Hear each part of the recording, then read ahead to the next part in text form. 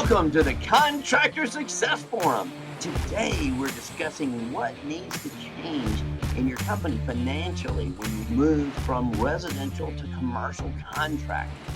Because here at the Contractor Success Forum, we discuss financial strategies for running a more profitable, successful construction business. And we have in one corner Wade Carpenter, Carpenter and Company CPAs, helping contractors nationwide become permanently profitable. And we have Stephen Brown with McDaniel Whitley Bonding and Insurance Agency. And we have Rob Williams with Iron Gate Entrepreneurial Support Systems. So, guys, what needs to change when you move from residential to commercial contracting? Because I tell you, I was so intimidated by doing this. And I didn't do it for years because I didn't know what needed to change, or I was wrong about what needed to change. My first thought was something that I don't know why I was so worried about. It was how to track the job costs and stuff, and what changes. There's actually the job cost of tracking the job, but then the reporting it. And that is a big difference. I guess we've had some shows on that.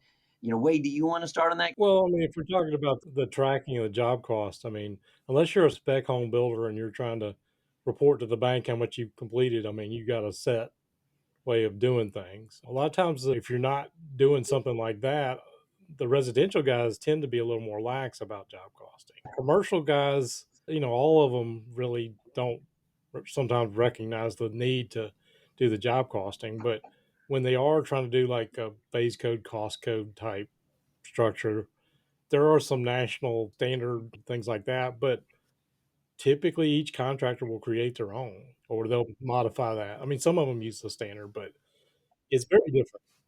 That's a really great point, because I was really intimidated by that, because I grew up even from like junior high doing takeoffs from it, like 13, 14 years old. I was in the takeoff room with our home builders chart of accounts and standardizing, and then going to these phases of construction really intimidated me. And I thought I had to have all this just right. And I don't know who was going to be looking at it. I don't know why I was so intimidated. And it's funny to hear you say that some people don't even use those, because I thought it was just this big thing that I had to do. And I was embarrassed that I didn't know those. And really, part of that is more as a general contractor. If you're not a general contractor, you really might not need to do it. If you're one of the subs, it's probably not as important. I mean, the subs, I hear all the time that I know how I'm doing by what's in my bank account. And that's the absolute wrong way to run a company, Yeah. especially construction. And another thing, the mindset of your customer base. You're dealing with an individual when you're a home builder or individuals. In order to get paid, you're dealing with an architect engineering firm approving your work. So, from an accounting system, what you've got to do is you've got to have a good accounting system. You've got to be able to do e commerce well, and you've got to be able to bill and accept funds electronically. That's one thing. I think in hearing those things and hearing the job cost, for somebody that wants to step out and go from residential to commercial, I think one of the most important things that I just heard is that everybody in commercial is not doing all this stuff perfectly.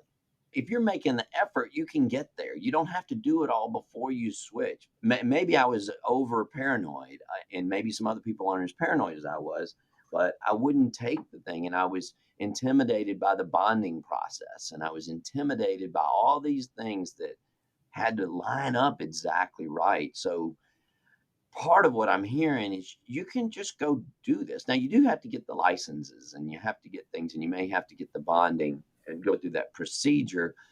But all these formalities that I don't know who convinced me that I had to be perfect about all this before I went and did all that, that I had to know these things. Maybe people weren't wanting us to move to commercial either. They were intimidating us by the process of how difficult they made it sound to me. I mean, I think there is a perception of people that are in the residential that, there's bigger money to be made, there's higher margins to be made, and that may or may not be true. I looked at some statistics before, and by and large, just on the residential versus commercial, like people building buildings, that is typically true that the owners tend to take home more, the profit is slightly more, but it depends on what you do. and the niche you get into. And the profits definitely can be bigger in there than the residential. One thing I did like about the bonding processes is that you weren't competing against what we called the pickup truck builders. They're just bidding the jobs at their labor without a profit on top of there. And there were tons of people in this middle area. The small homes, they couldn't compete because they couldn't get the lots. You had to get something approved. And then they may not build the really big houses, but those middle houses were a nightmare to make a profit on because there were so many people building 3 a year just with their labor. So that was really tight. So yeah, the margins can be better. But yeah, like you also said, they may not be. Some of the other things, if we're talking about the builder rather than the subcontractor, the money situation on receivables and payables was dramatically different. And now that did really shock me. And when we were a home builder, all of our costs would be paid, our job costs, by the banks because we had construction loans. We didn't have a cash flow report in home builders because unless we overspent our profits and just did something personally, the cash flow worked itself out. We didn't have accounts receivable things because we got paid on our jobs based on the completion. And different size builders are going to be different. If you're a bigger builder, you're going to have a monthly inspection probably from a bank that goes out and you're going to get this money. And we typically had more money in the loans than we had costs because our payables were 30 days. So we got our money in faster on the building of the house than we paid because we had 30-day terms on a lot of stuff. Some of our subs we were paying weekly, so the cash cycle was upside down on the subcontractors. But our big money was in the concrete and the shingles and the lumber, those kind of things, and the windows were all on 30-day terms. When I started getting into the other side and I started having receivables that were way out, boy, that shocked me. That's when I learned what a cash flow report was. So when I went to the commercial side and even the subcontracting side instead of the general contracting side, man, it was a whole different world of cash flow reports. I didn't know what a cash flow statement was. It's like, I know where you can find some excellent podcast on cash flow you do. or commercial construction. Yeah. The Contractor Success Forum, right? Yes. Yes.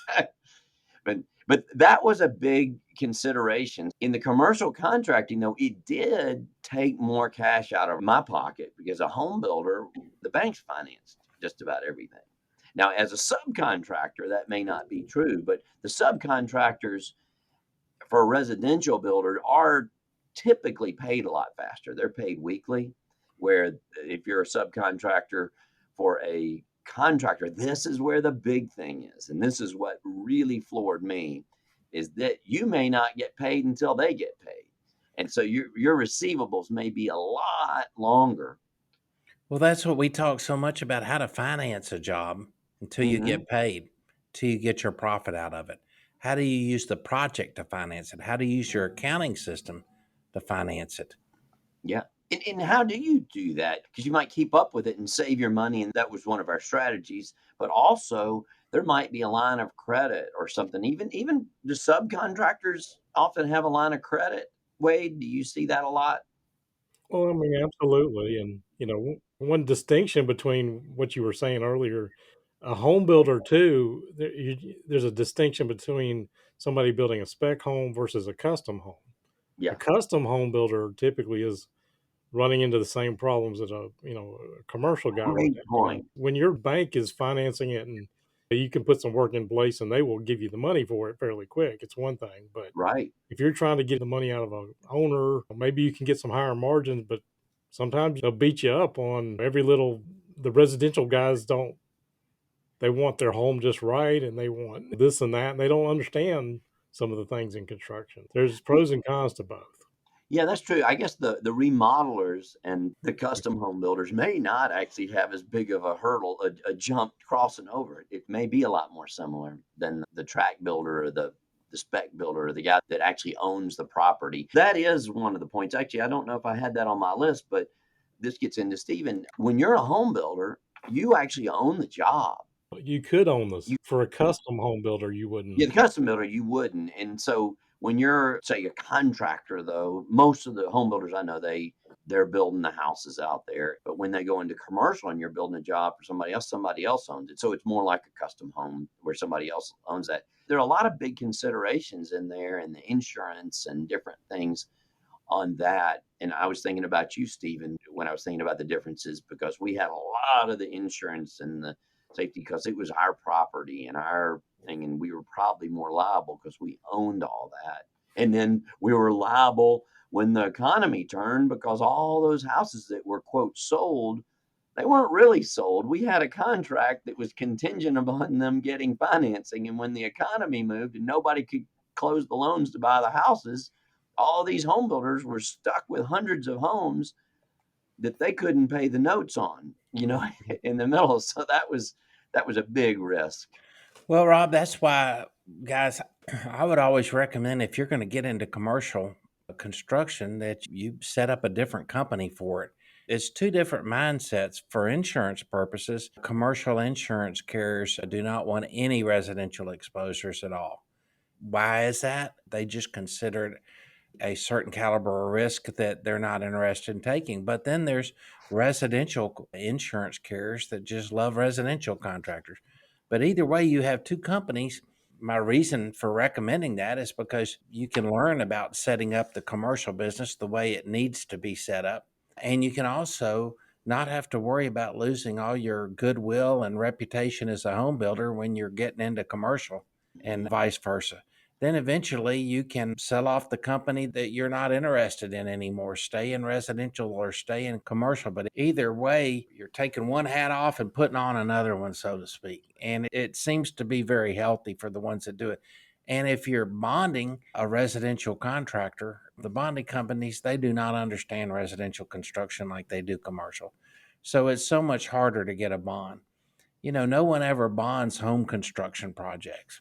I remember I had one customer once who was a commercial contractor that was building a house for his best friend, see the double parentheses, who happened to be a lawyer, and he wanted a bond. The best Yeah. friend wanted a bond for the home construction project. I said, I would rather give you a loaded gun to put in your mouth than give you a bond for attorney best. Well, it turned out in retrospect, it was an absolute nightmare. That lawyer was not a best friend.